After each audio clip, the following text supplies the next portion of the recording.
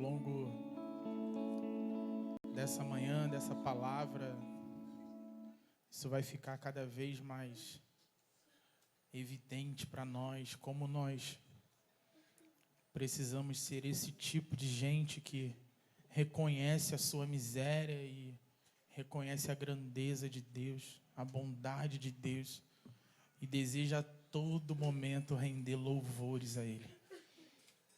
E é por isso que Paulo ele vai iniciar essa carta de Efésios com louvor. É por compreender isso que Paulo inicia essa carta louvando a Deus.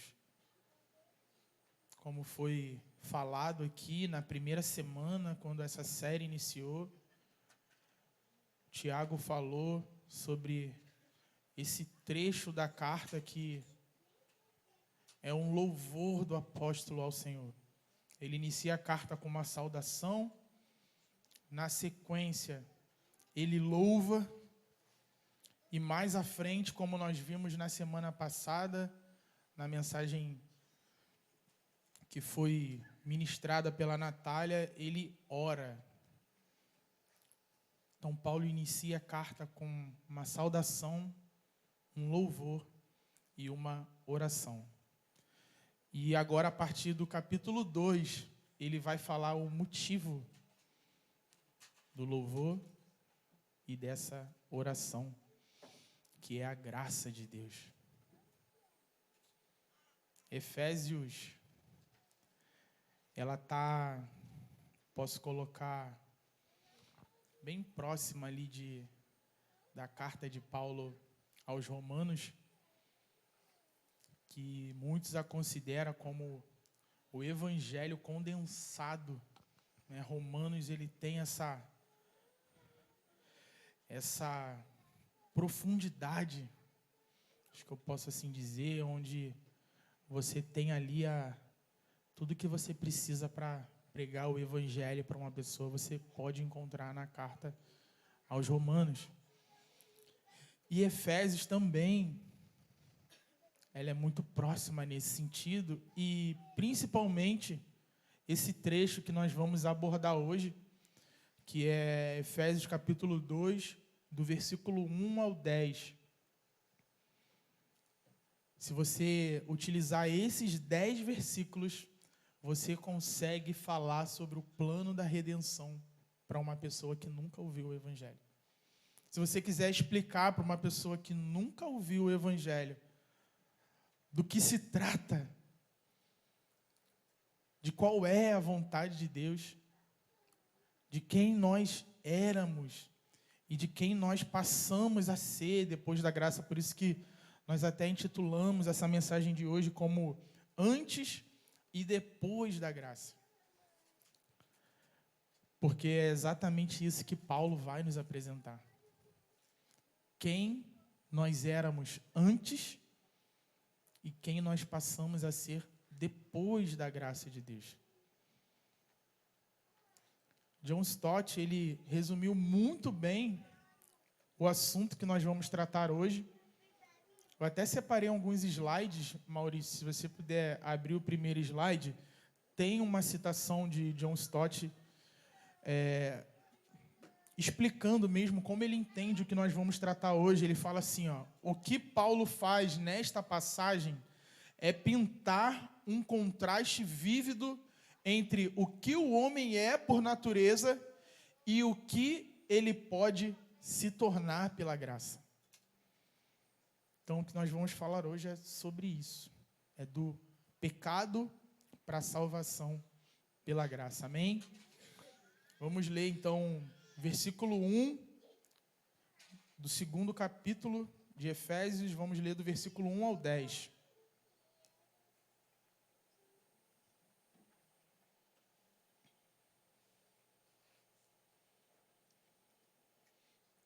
Vamos lá. Ele lhes deu vida quando vocês estavam mortos em suas transgressões e pecados, nos quais vocês andaram noutro tempo, segundo o curso deste mundo, segundo o príncipe da potestade do ar, do Espírito que agora atua nos filhos da desobediência. Entre eles, também nós todos andamos no passado, segundo as inclinações da nossa carne, fazendo a vontade da carne e dos pensamentos, e éramos por natureza filhos da ira, como também os demais. Mas Deus, sendo rico em misericórdia, por causa do grande amor com que nos amou, e estando nós mortos em nossas transgressões, nos deu vida juntamente com Cristo. Pela graça, vocês são salvos. E juntamente com Ele, nos ressuscitou, e com Ele nos fez assentar nas regiões celestiais em Cristo Jesus. Deus fez isso para mostrar nos tempos vindouros a suprema riqueza da sua graça, em bondade para conosco em Cristo Jesus. Porque pela graça vocês são salvos mediante a fé.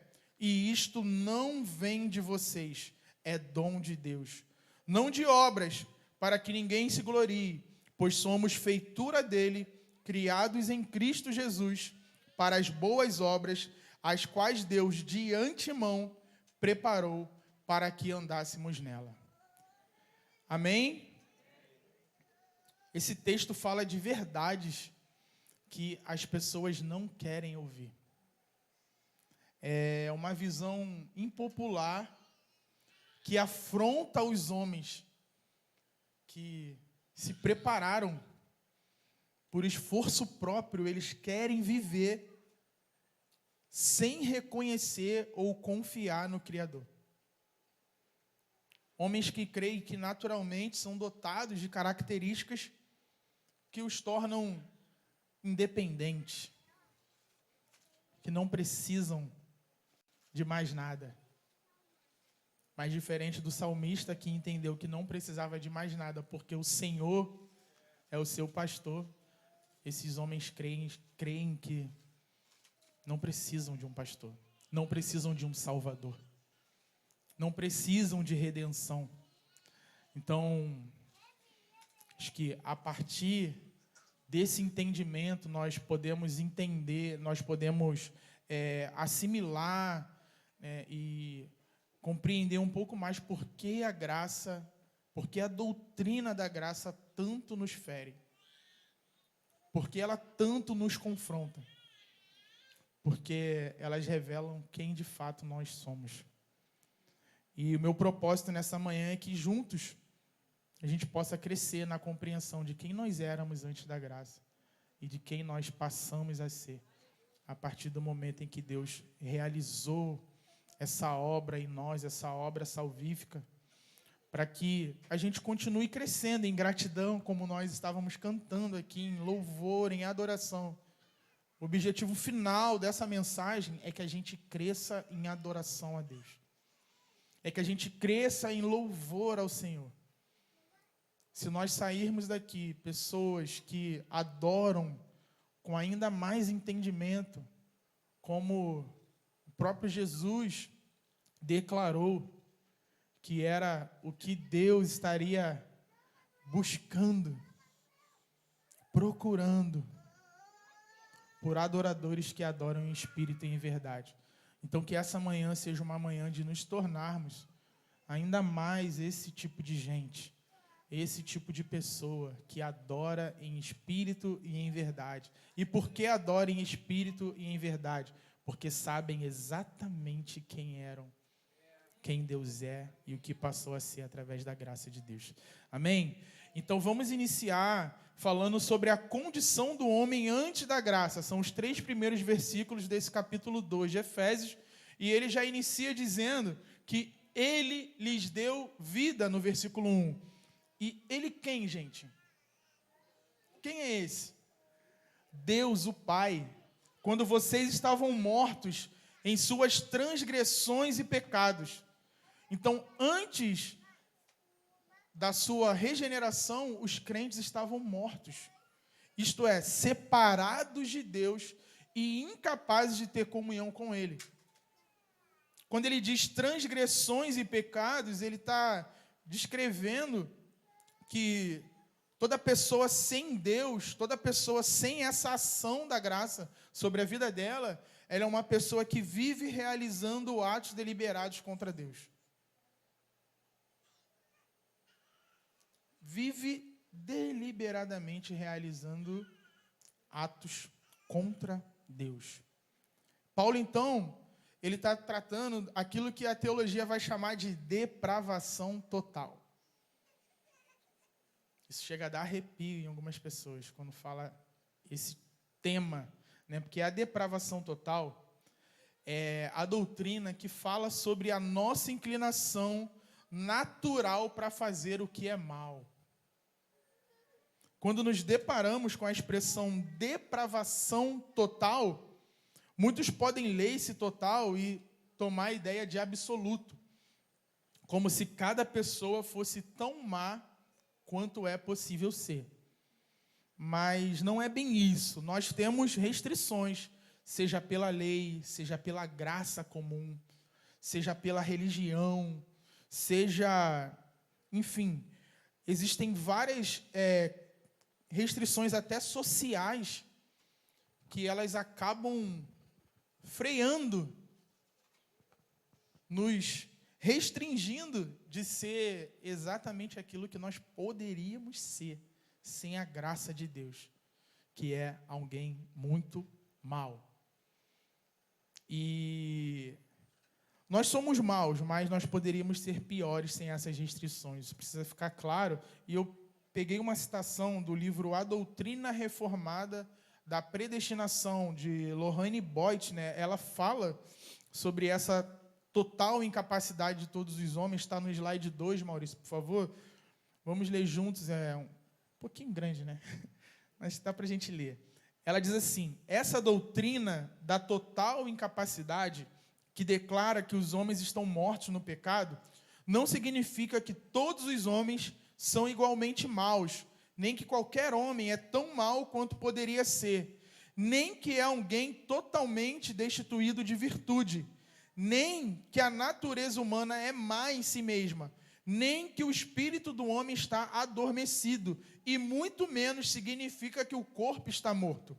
O que ela significa é que desde a queda, o homem está debaixo da maldição do pecado, que ele é movido por princípios errados e totalmente incapaz de amar a Deus ou de fazer qualquer coisa merecedora de salvação. Amém, gente? Vamos lá, então, para o versículo 2, e isso vai ficar cada vez mais claro à medida que a gente for se aprofundando aqui nas palavras. No versículo 2, o apóstolo fala: nos quais vocês andaram noutro tempo, segundo o curso deste mundo, segundo o príncipe da potestade do ar, do espírito que agora atua nos filhos da desobediência. Então, todo incrédulo, toda pessoa que não nasceu de novo, vive exatamente nesse estado aqui, que Paulo vai resumir em 3 pontos, que nós podemos denominar como os 3 grandes inimigos do cristão. E eu vou falar sobre eles. Primeiro grande inimigo do cristão é o mundo. Porque ele diz: o incrédulo caminha segundo o curso deste mundo, como está aí no versículo. É o que podemos chamar de estilo de vida mundano. É a filosofia que não considera Deus em nada. Todo mundo antes da conversão vive exatamente nesse lugar. Por isso, a conversão é comparada a um giro de 180 graus. Porque você estava indo numa direção, mas agora o caminho é inverso. Não andar segundo o curso desse mundo é andar na contramão do mundo. Amém? E o segundo grande inimigo é o diabo. A caminhada dos incrédulos se dá segundo o príncipe da potestade do ar. Então, o líder dessa filosofia que é contra Deus é o próprio demônio. É o capiroto. É o tinhoso.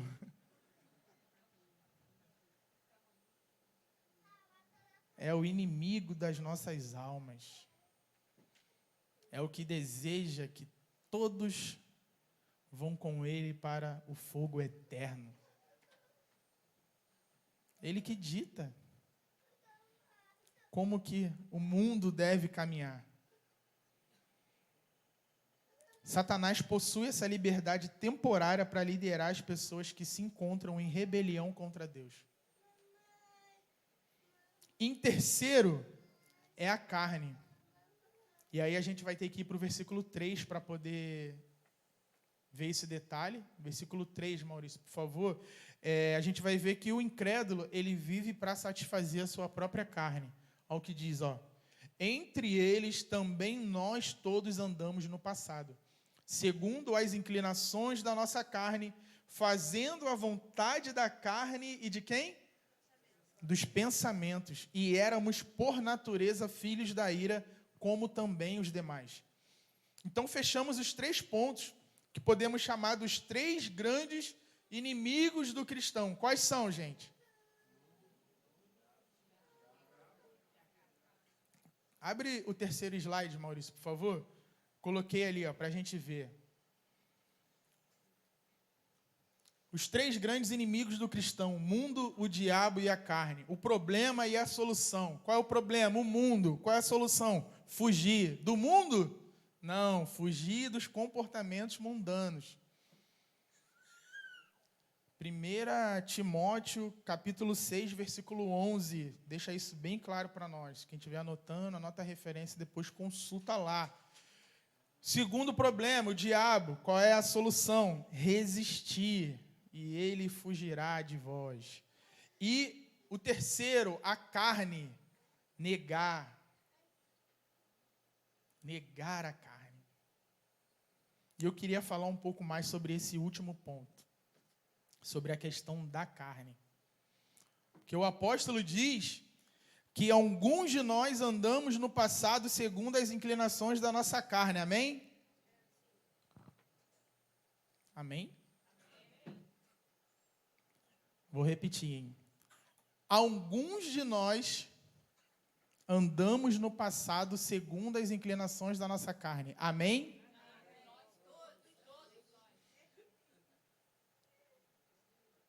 Quero ver se vocês estão ligados.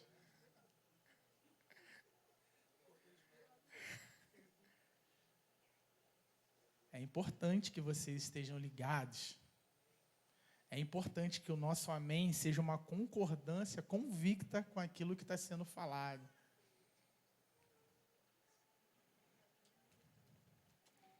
Não somos obrigados a dar amém para tudo aquilo que nós ouvimos. Amém? Amém. Amém. Agora pode falar amém.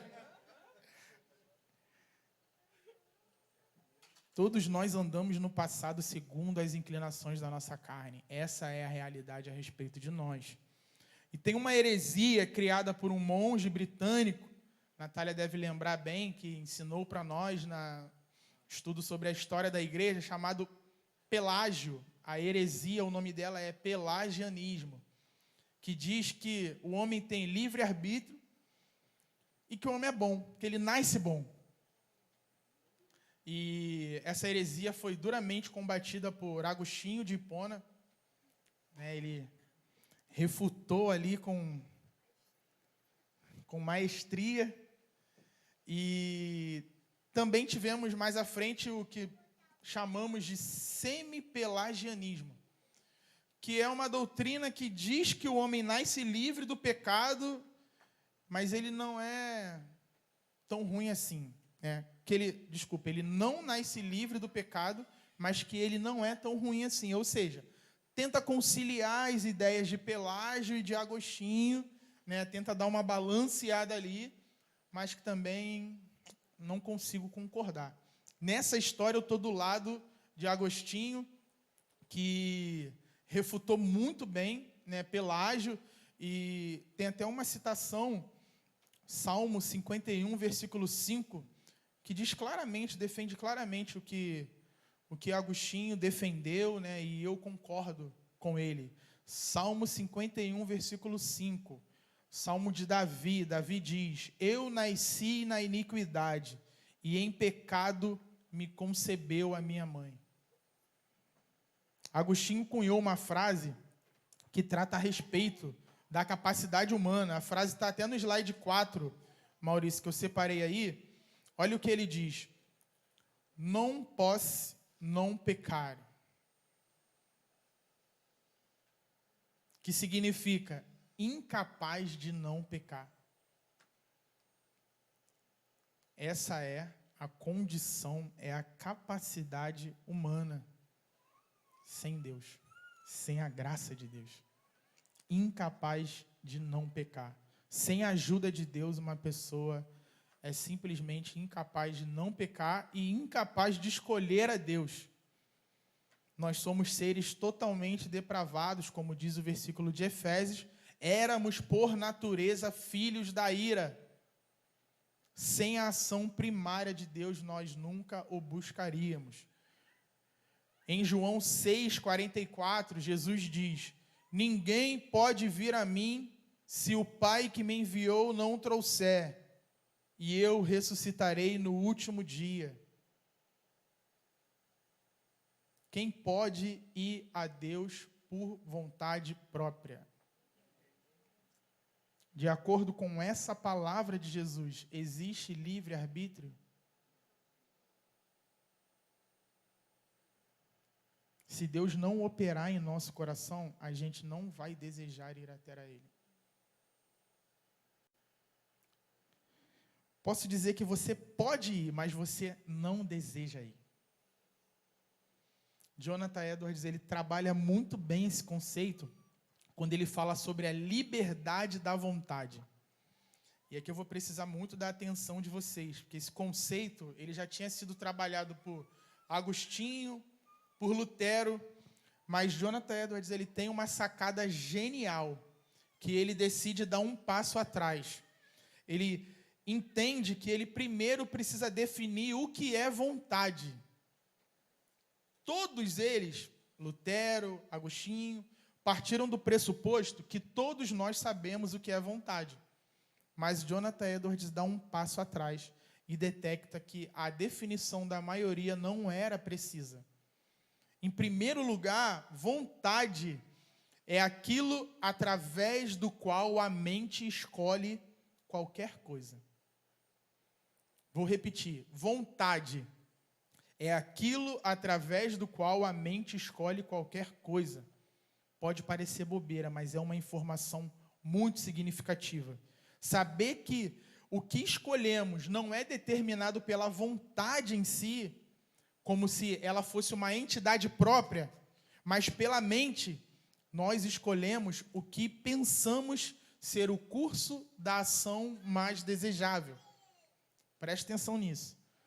Então, em um lado está a vontade. Em segundo lugar, estão os motivos.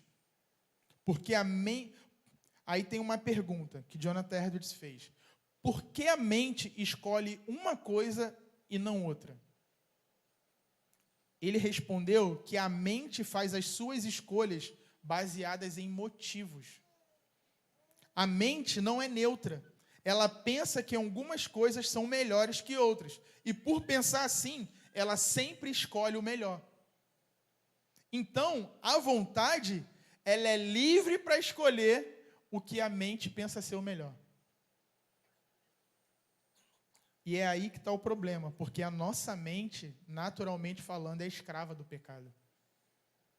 Ela não pode e não vai querer o caminho de Deus.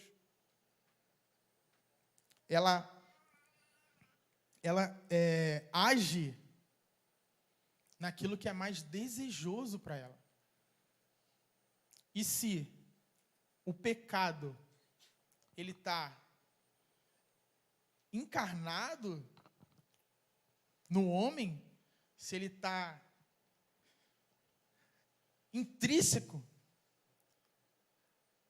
nós não vamos desejar fazer o que é bom para Deus.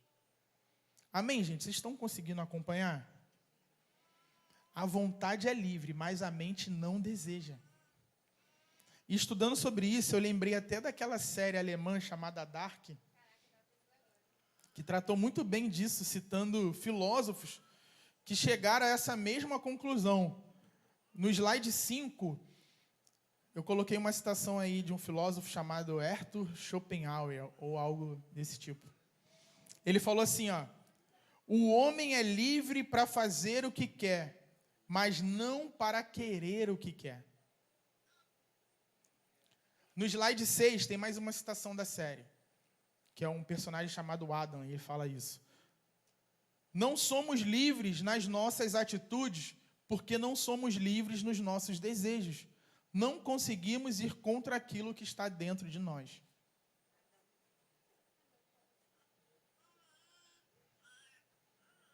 Faz sentido isso para vocês, gente? Vamos dizer que a gente pode fazer, mas a gente não deseja fazer. Por isso Cristo tem que nos libertar. Porque quando nós somos escravos do pecado, a gente só quer satisfazer a carne. Foi isso que Paulo acabou de falar. A gente vive para satisfazer a nossa carne, os nossos desejos. Nós somos reféns dos nossos pensamentos. E onde eu quero chegar com essa conclusão? O homem, naturalmente falando, jamais desejaria por Deus. Salmos 14, versículo 2 e 3. Do céu, o Senhor olha para os filhos dos homens, para ver se há quem tenha entendimento, se há quem busque a Deus. Todos se desviaram e juntamente se corromperam. Não há quem faça o bem, não há nenhum sequer. Por isso, nós precisamos de Deus. Sem a ação primária de Deus, nós nunca o desejaríamos.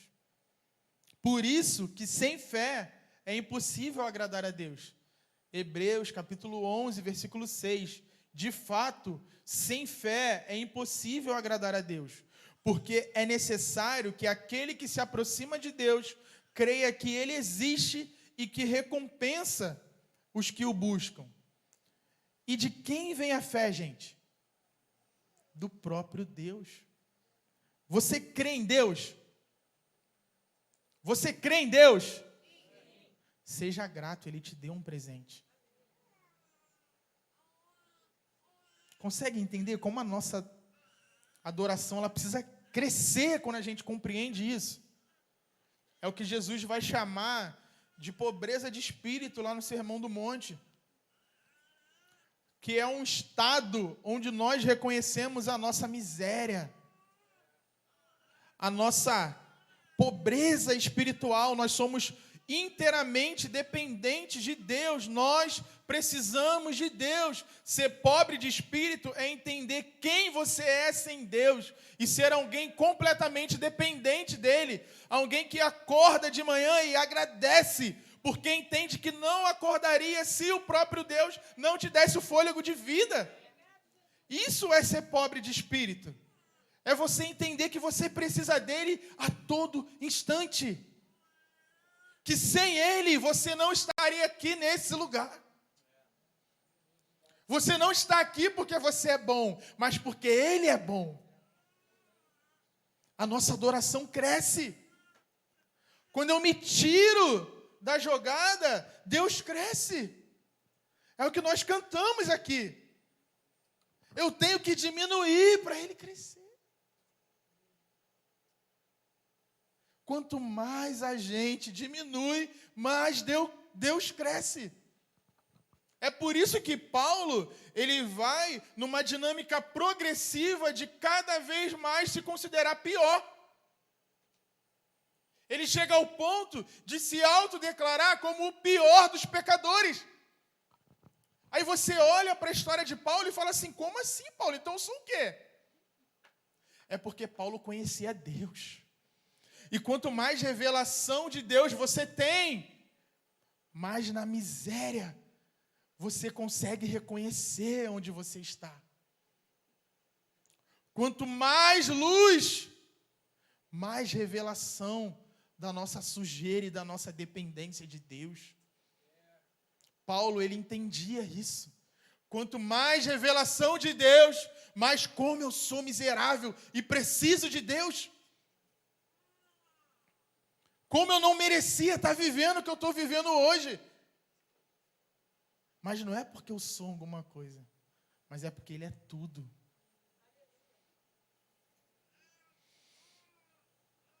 Amém, gente? O pobre de espírito, ele confessa o seu desmerecimento e sua total dependência de Deus. Vamos para o próximo parágrafo. A partir do versículo 4.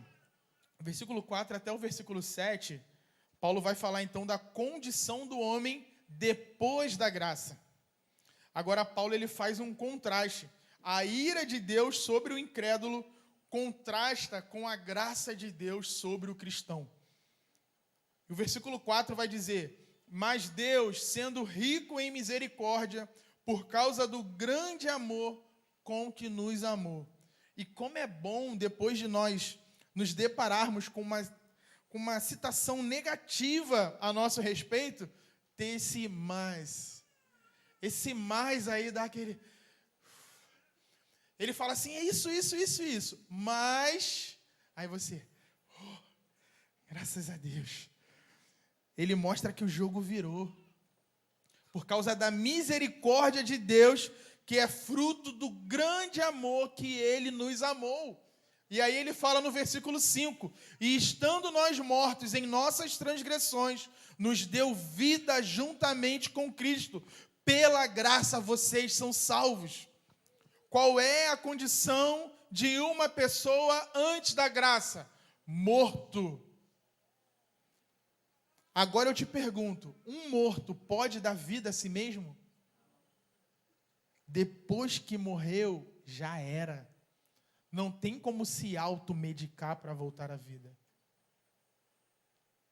Abraham Kuyper, ele faz uma observação muito interessante a respeito disso. O slide 7, por favor, Maurício.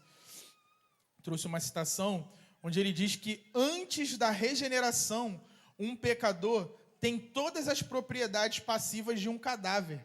Portanto, todo esforço para reivindicar que o pecador coopere nesse primeiro estágio da graça, ainda que de maneira ínfima, destrói o evangelho, corta a artéria da confissão cristã e é antibíblico no mais alto grau. Um cadáver não pode fazer nada para salvar a si mesmo. Ele não consegue, ao menos, formular um pensamento acerca de Deus. Quem dirá dar um passo na direção dele?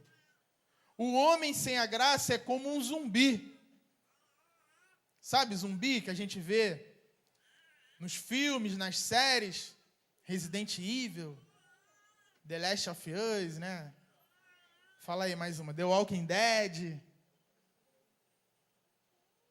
O que é um zumbi, gente?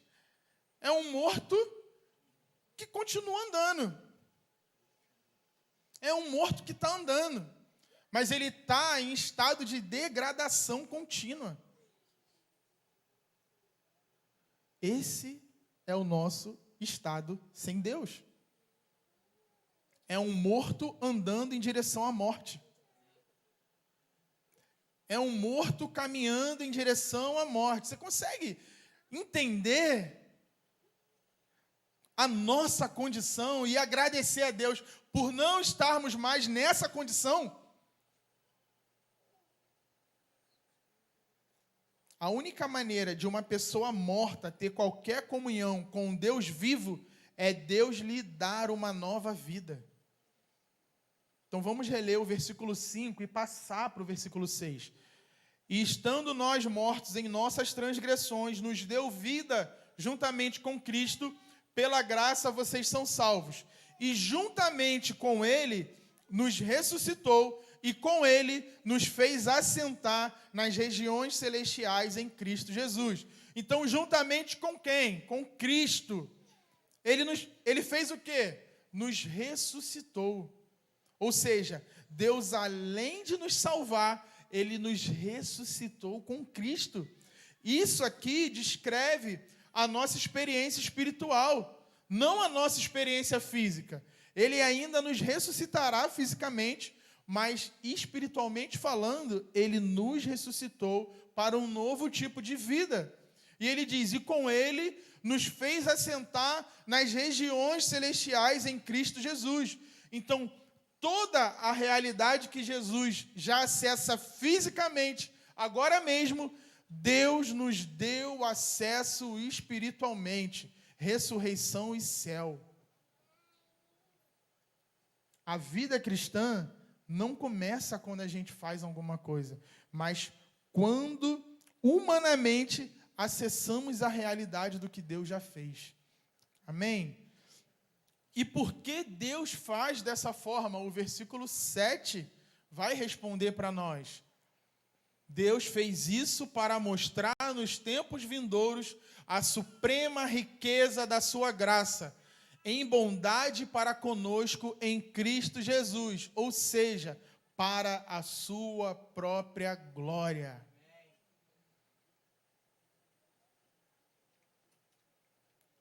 E na sequência dos versículos 8 ao 10, Paulo vai falar da origem e o porquê da graça. E essa questão que Deus faz isso para sua própria glória vai ficar ainda mais evidente para nós. Então vamos aí para o último parágrafo, a partir do versículo 8. Paulo diz que, porque pela graça vocês são salvos, mediante a fé, e isso não vem de vocês, é dom de Deus. O que é esse dom de Deus que o versículo 8 está tratando aqui, gente? O que é que não vem de nós, mas na verdade é um dom de Deus? O que vocês acham? Primeiro falou a fé, agora falou a graça.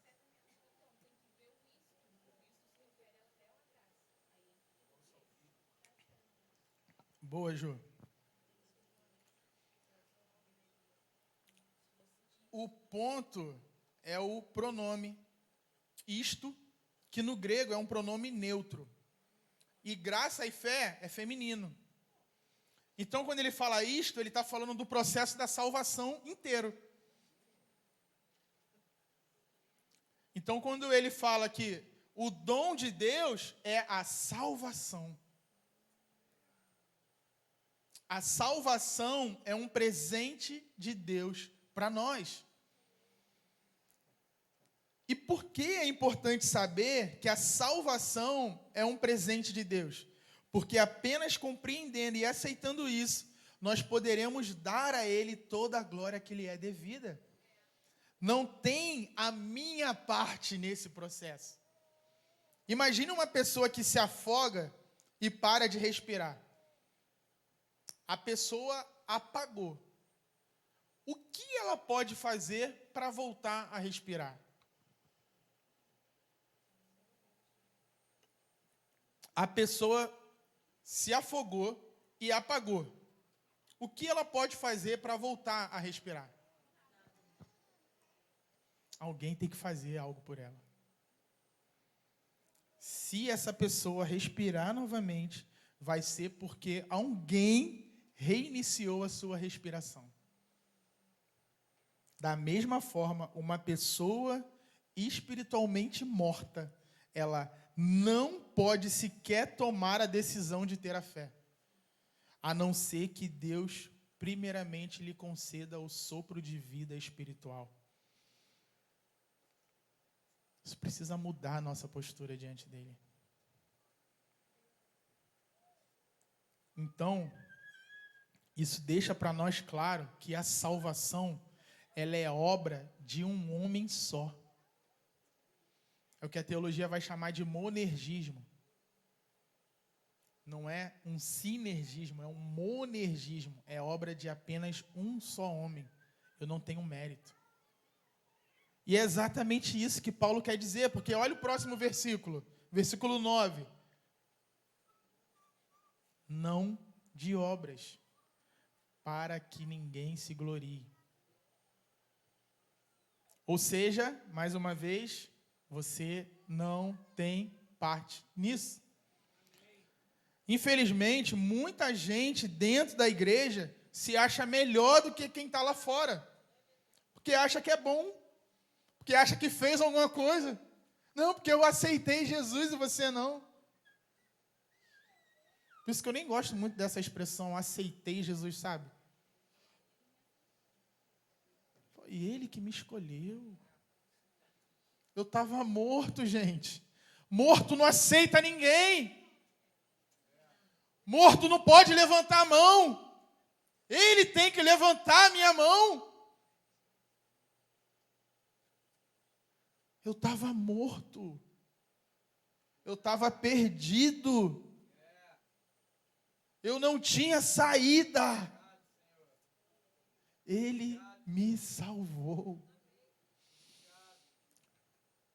Se você o ama e o busca, entenda, Ele te salvou. Olha para quem você era e olha onde você está. E mais, a graça ela não apenas nos salva, mas ela nos sustenta. Não faz sentido ser salvo pela graça e tentar se manter em retidão pela força do próprio braço. Não é assim. Por meio de cerimônias ou rituais, o que nos conduz até a glorificação é a graça de Deus. A religião não salva. Vocês conseguem perceber como as doutrinas da graça elas estão amarradinhas? Quando você junta as peças, as coisas fazem sentido de uma forma que fica bem difícil refutar. A coisa vai linkando uma na outra. Nós começamos falando aqui sobre a depravação total. Um homem totalmente depravado, incapaz de fazer alguma coisa para se aproximar de Deus. Então, se eu sou totalmente depravado e carente da graça de Deus, qual seria a forma de Deus me salvar? Com Ele mesmo fazendo essa escolha por mim. É o que ficou conhecido como eleição incondicional. Eu não faço por merecer, como nós lemos aqui, não de obras, para que ninguém se glorie. Então, isso vai apontar para uma expiação limitada. Porque se o sangue de Jesus é poderoso para salvar uma pessoa, logo Jesus não morreu em vão por ninguém. O sangue dele produz efeito sobre a vida de algumas pessoas que ele escolheu previamente para serem salvas.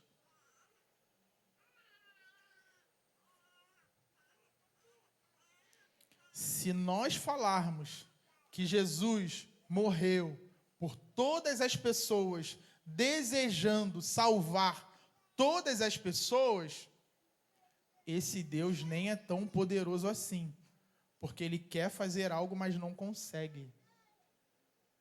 O meu Deus, quando Ele quer salvar, Ele salva. E se Ele promete, Ele cumpre. Se Ele começa, Ele termina. Ele não engana ninguém. Ele não faz alguém achar que é, para no final não ser. Deus não manda ninguém para o inferno, gente. Todos nós já nascemos indo para lá. A única diferença é que Ele tira algumas pessoas. Porque o nosso destino era a ira de Deus. E nós acabamos de ler isso essa manhã. É o que a Bíblia diz. Então, quando um pecador é escolhido, em algum momento da vida, esse pecador vai a Cristo. Ele vai ser salvo, porque Jesus derramou seu sangue por ele. E se ele escolheu, ele vai salvar. Então não pode ter uma pessoa que eu vá olhar e vai dizer, esse aí não tem jeito. Óbvio que tem jeito, porque Deus é poderoso para salvar. Então isso tem que aumentar a minha misericórdia, tem que aumentar o meu clamor, tem que aumentar a minha oração. Porque eu sei do poder de Deus, porque eu sei quem eu era e quem eu sou. Ele pode salvar qualquer um que Ele quiser salvar, senão Ele não seria Deus. Se ele não pudesse salvar, ele não seria Deus. Se alguém pudesse falar não para Deus, ele não seria Deus. Se alguém pudesse dizer não, eu não quero, ele não seria Deus. Ele é Deus. Ele é todo-poderoso. Se ele escolheu, ele vai salvar. Isso muda tudo. Isso é o que a teologia vai chamar de graça irresistível. Se a graça dele vem sobre uma pessoa, essa pessoa não pode resistir. É a graça eficaz. E se todo o processo é realizado através da graça, sabe o que isso significa? Que a nossa salvação está garantida. É a graça perseverante, é a perseverança dos santos. Por quê? Porque não depende de mim, depende dele. Eu não sou salvo pelas minhas obras, logo também não sou condenado pelas minhas obras. Eu sou salvo por ele, é pela graça. As minhas obras só revelam quem eu sou. Se eu fui ou não fui salvo. Então, se uma pessoa se diz ter sido salva, mas vive na prática da iniquidade, sabe qual é a realidade a respeito dela? Ela não foi salva. Simples. Não é que, ai gente, está vendo? Poxa, Deus salvou e ele não quis. Ah, Deus salvou e ele virou as costas. Ah, Deus salvou e no último minuto ele fez o que não deveria fazer. Não, Deus não salvou. É o que João diz. Se eles saíram do nosso meio, é porque na verdade nunca foram um dos nossos. É o que a palavra diz. A obra de Deus é completa, do início ao fim. Como não ser grato? Como não adorar esse Deus? Versículo 10, para a gente encerrar. Pois somos feitura dele, criados em Cristo Jesus para as boas obras, as quais Deus de antemão preparou para que andássemos nela. Quando Deus preparou as obras? De antemão. Para quem? Para quem andar nelas? Nós? Então ele já sabia? Então ele preparou obra para a gente, se por acaso fosse salvo andar nelas? Não é isso que está escrito. Ele preparou obras para nós andarmos nelas.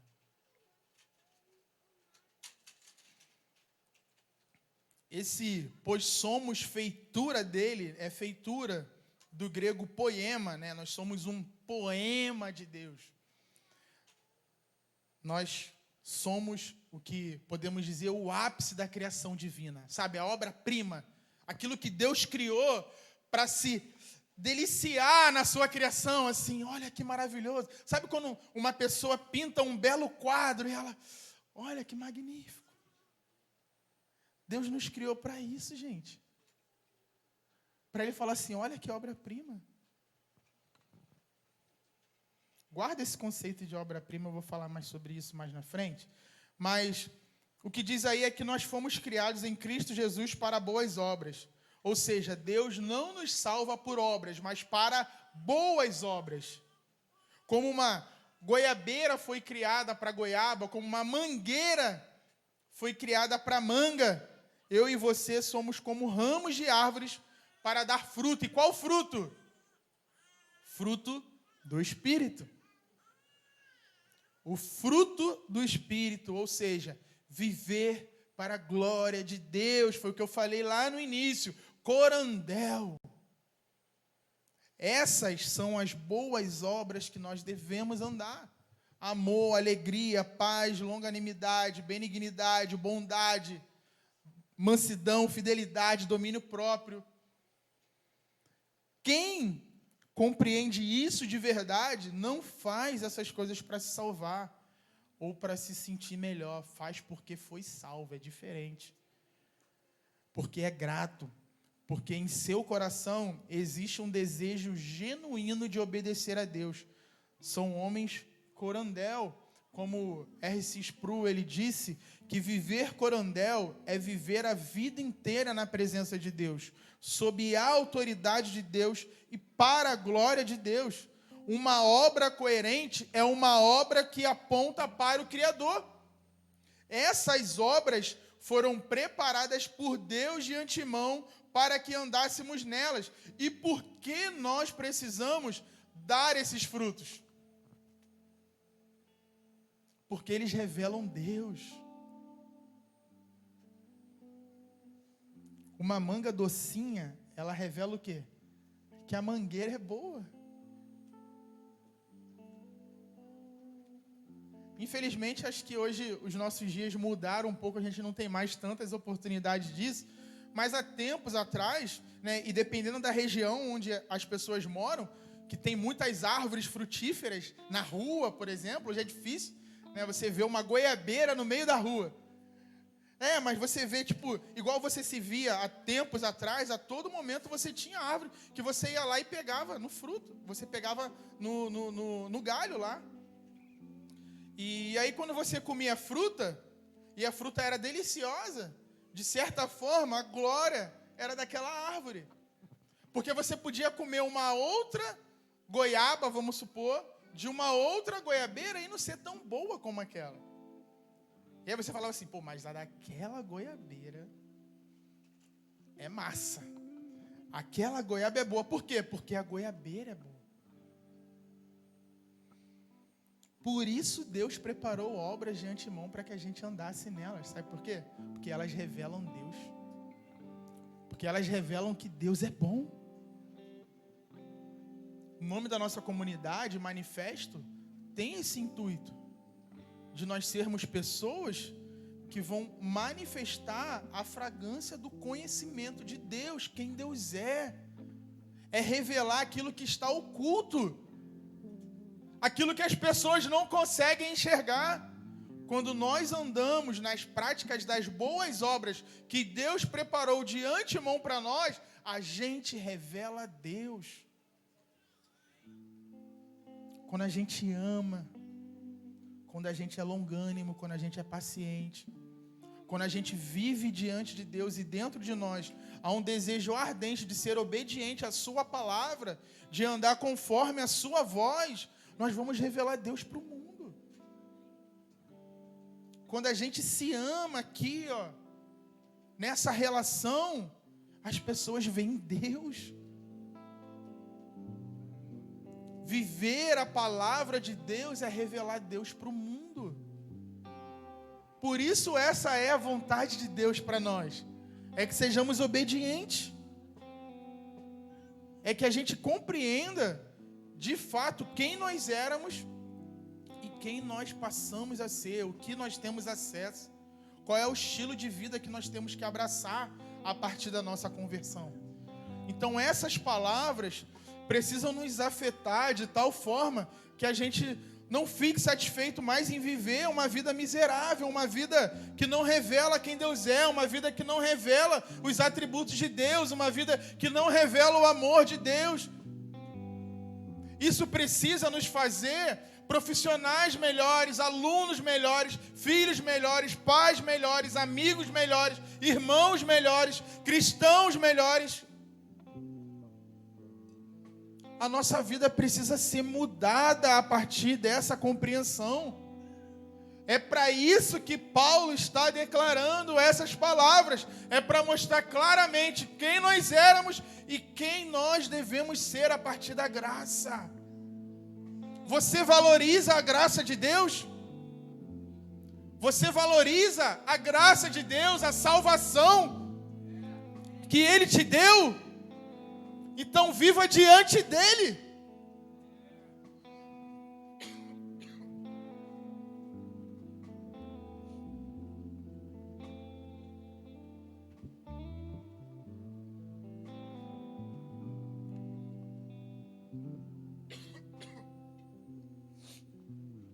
Que o Senhor nos batize com gratidão essa manhã.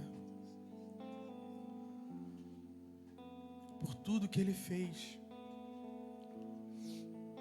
E nos dê um profundo desejo de viver corandel. De viver diante dEle, diante da face dEle. De viver para Ele.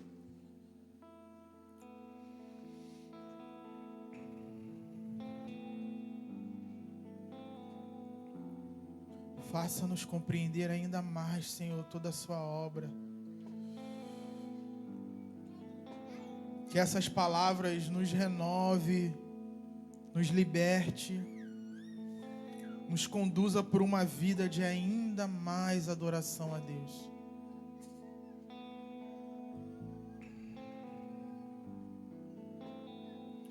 Quando eu falei sobre conceito de poema, de ser uma obra-prima de Deus, John Stott, ele conta uma história que quando ele fazia o seu curso de teologia, tinha um presidente lá nesse curso chamado Paulo Gibson, e esse presidente ele vai se aposentar. Quiseram homenagear o presidente e contrataram um artista para pintar um quadro com a foto dele. Paulo Gibson ficou muito agradecido por essa homenagem.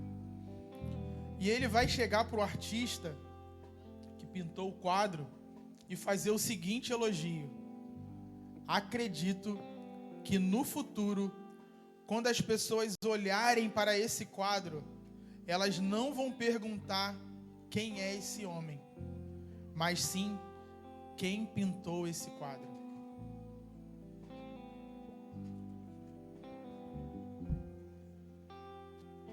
Deus te criou para isso.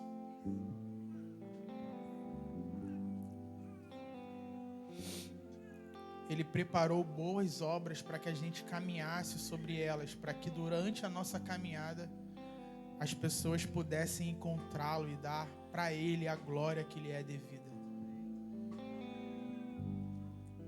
Você foi salvo para a glória de Deus. Você foi salvo para estar diante de Deus. Jesus, ele não só revelou Deus quando ele fazia milagres, não.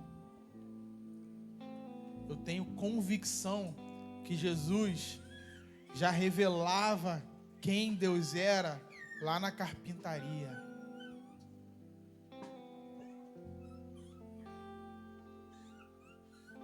Deus precisa ser revelado através da nossa vida, irmãos. Nós fomos salvos para a glória de Deus. Amém? Vamos louvar ao Senhor.